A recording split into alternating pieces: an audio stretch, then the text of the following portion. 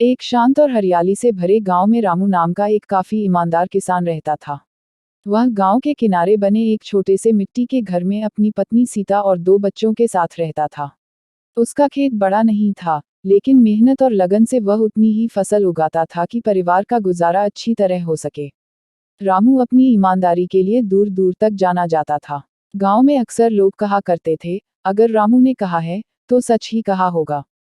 उसने कभी किसी का हक नहीं मारा, न किसी का कर्ज दबाया। उसके लिए खेती सिर्फ रोजगार नहीं, बल्कि पूजा थी। वह मानता था कि धरती माता मेहनती को कभी निराश नहीं करती। एक साल गांव में काफी कम बारिश हुई। नदियां सूखने लगी, तालाबों में दरारें पड़ गईं और किसान चिंतित हो उठे। कई मुश्किलें आने के बावजूद रामू रोज सुबह खेत पर जाता, पौधों की हालत देखता और अपने दोनों बैलों के साथ जितना हो सकता, प्रयास करता। वह जानता था कि हालात चाहे कितने भी कठिन हो, मेहनत का दाम जरूर मिलता है।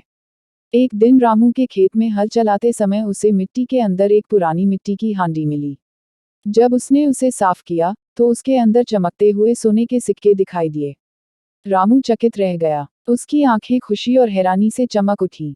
कुछ ही पलों में वह सोच में पड़ गया, क्या वह इन सिक्कों को अपने पास रख ले या किसी को बताए।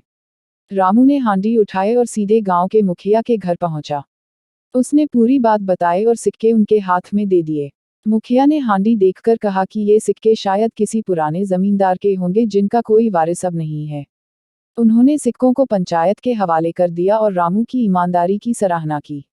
अगले दिन पंचायत की खास बैठक बुलाई गई। सभी गांव वालों के सामने मुखिया ने घोषणा की कि ऐसी ईमानदारी आज के समय में दुर्लभ है। उन्होंने फैसला किया कि इन सिक्कों का एक बड़ा हिस्सा गांव के विकास में लगाया जाएगा, स्कूल की मरम्मत, तालाब की सफाई और सड़कें बनवाने के लिए। लेकिन साथ ही पंचायत ने यह भी तय किया कि रामू की ईमानदारी को सम्मान देते हुए उसे उसकी मेहनत का उचित हिस्सा भी दिया जाएगा। रामू ने वह हिस्सा स्वीकार किया, लेकिन उसने उसकी एक बड़ी राशि गांव के